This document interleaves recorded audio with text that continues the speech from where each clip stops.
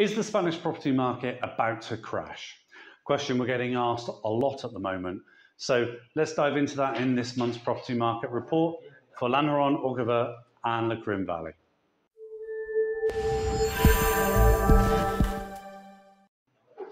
Well, as normal, we will start with the facts and figures around the local property markets in the Alpujarra, Orguva, Lanajron and Lecrin Valley. And we'll also delve into that in a bit more detail. And thank you to Christopher Maybury for asking us a question about the trends in the market this year. So we'll have a look at that in a bit more detail as well.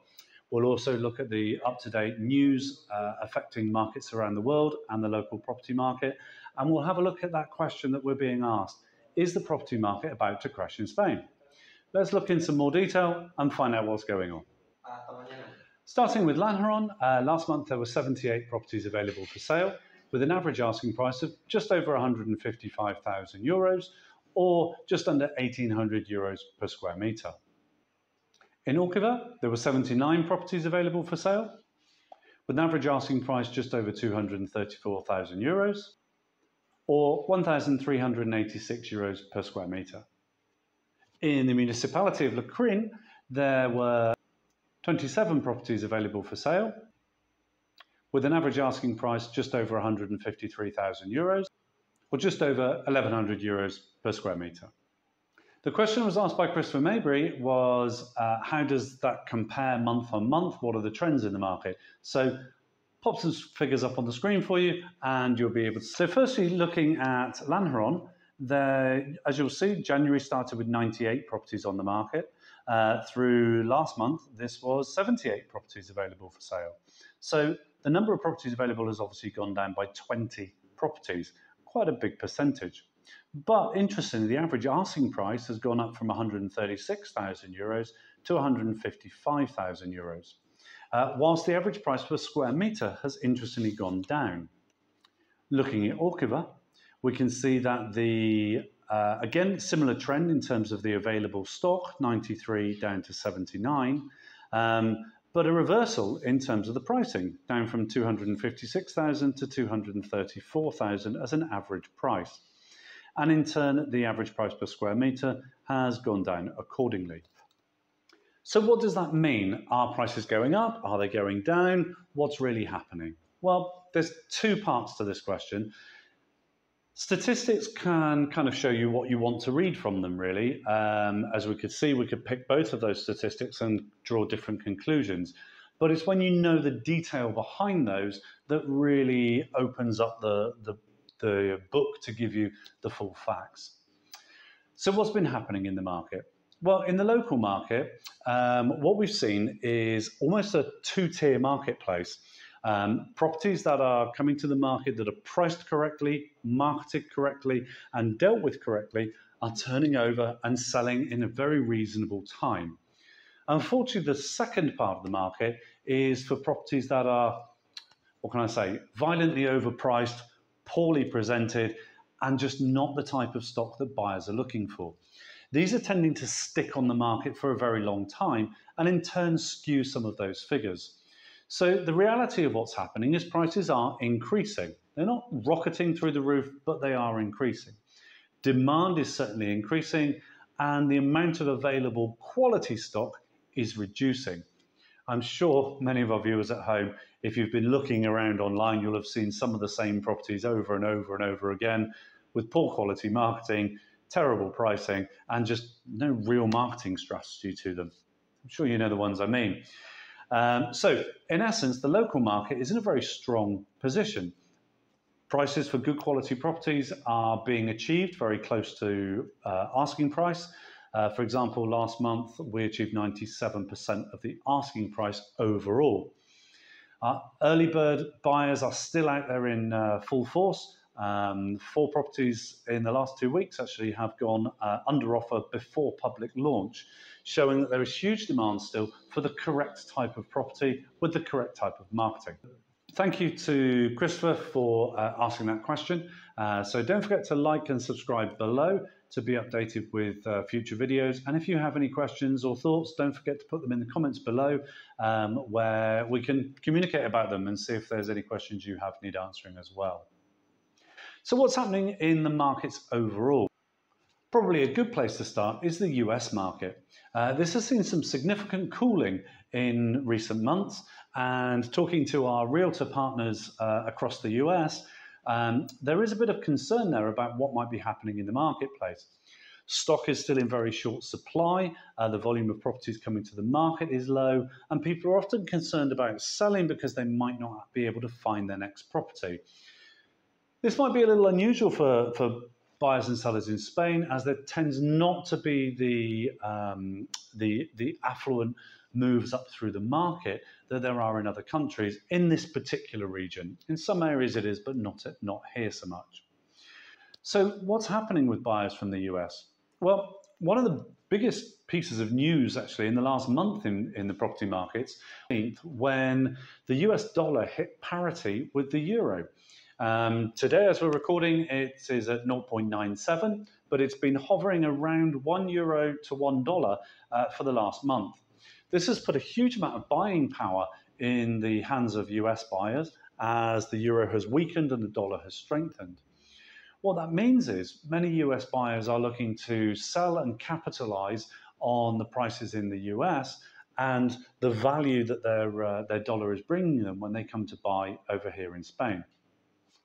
Because many of those people are looking at long-term retirement plans, they're not necessarily looking for holiday homes, they're actually bringing forward their opportunity to move. And that's seen a big increase in inquiries from our US buyers. One of the other great things with US buyers for sellers here in Spain is that they're very used to buying on a virtual basis, i.e. they will have all the paperwork up front, they will look at the video tours, and we do virtual viewings, which they're happy to buy from. We've sold several properties in the last month to US buyers from that. So if you feel your property might be suitable for those types of buyers, don't hesitate to get in touch and we can have a look at how we can help you with that. We're also seeing this trend across the markets in Canada, Australia, and New Zealand. In fact, let me put some statistics up on the screen for you. This is an overview of the risk chart for countries around the world. Now, as you can see, Spain is in the middle of the table, quite a low risk in terms of its property market. But we can see some of the top risks in the markets where potentially crashes could come fairly quickly, or certainly, hesitant to use the word crash, probably the correction that we've all expected to come in the market. As we know, the markets are cyclical, and so therefore this would always be expected. This may well come sooner rather than later. One of the interesting things is the Scandinavian countries are at very low risk because the market operates very differently there. And they don't quite have the same exposure to interest rates and inflationary pressures as we do here. Looking at the UK market, again, the shortage of stock and supply, while still a huge level of demand, is keeping prices up in that area or in that region. Now, one of the things that you will see from the red tabloids is they will often report house prices are falling. For example, house prices have fallen by 2%. This actually means in reality is that the rate of growth has gone from 10% in 1 year to 8% year on year, therefore a 2% difference. The prices have still gone up, they haven't fallen, but it's a statistic that can be pulled out and used for that purpose. So don't believe all you read in the papers. Just looking back at the risk table for the Northern European markets, despite uncertainty about the Eurozone's economic outlook, borrowing costs are set to rise as inflation accelerates and monetary policy becomes more restricted. Nevertheless, housing demand will still exceed supply in many regions, in particular Germany, the Netherlands, and Belgium. So in the short term, it doesn't look like there's any need to worry about any crash. There will be the usual correction in markets, which is perfectly normal in the cycles of the property market. And for anyone who's been around long enough to have been through a couple of these cycles, it's perfectly normal. It's just about adjusting marketing position and marketing strategies to fit where the current market is. People will still be moving for retirement purposes, for family purposes, for death, divorce, all the many reasons that people move. The market will not be going anywhere anytime soon. In particular, in this new digital world that we're in, many people are able to work from any part of the world. And that's certainly something we're seeing a strong demand for, is properties with office space or rooms that can be used for working from home, in conjunction with a more open plan style for family time. So interesting the way that the trends are moving in the market and how much digital working is now starting to have a big effect. Speaking of prices, gas and electricity prices have been a big talking point over recent, last 6 months or so, almost a year now, since October last year, when the first crisis hit the energy markets across Europe. Now, fortunately, Spain has not been impacted quite as badly due to the fact that it didn't rely on Russian gas supplies as much as some other European countries, particularly the northern European countries. There's also a much bigger usage of renewable energy in Spain in terms of both wind energy and solar energy. And with the recent windfall tax on energy companies, that's really brought things to the fore, and we've seen downward pressure to the point where Spain actually now has the lowest energy prices in Europe. It's the first time this has ever happened.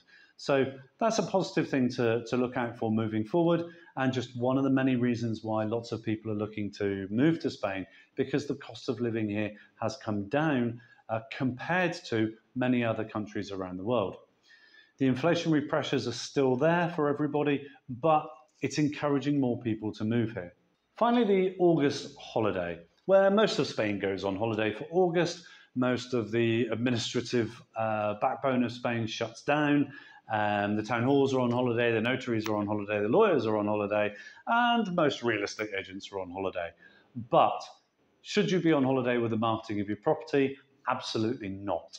It's one of those times when most of the northern part of Europe and the northern hemisphere are also taking their summer breaks, and that's when they're coming here to Spain to view properties. August is already chock-a-block with appointments here, and we see that just not stopping. The volume of inquiries is going through the roof at the moment. So if you're thinking, should I leave things during August? Please don't. Get in touch soon, because it's a great time if you're looking to capitalize on what's happening around the world in international property markets. Now's a great time to make the most of that. And if the correction becomes stronger or weaker, depending on what happens with inflationary pressures, now might be a great time to make the most of that. So thanks for watching. Don't forget to like, subscribe, and please leave comments for anything that you think. It's always good to hear your feedback in the comments below. And if there's any questions you'd like us to answer, don't hesitate to ask. It's always great to give you the information you need. So thank you for watching, and look out for more information on the local markets coming soon. Bye for now.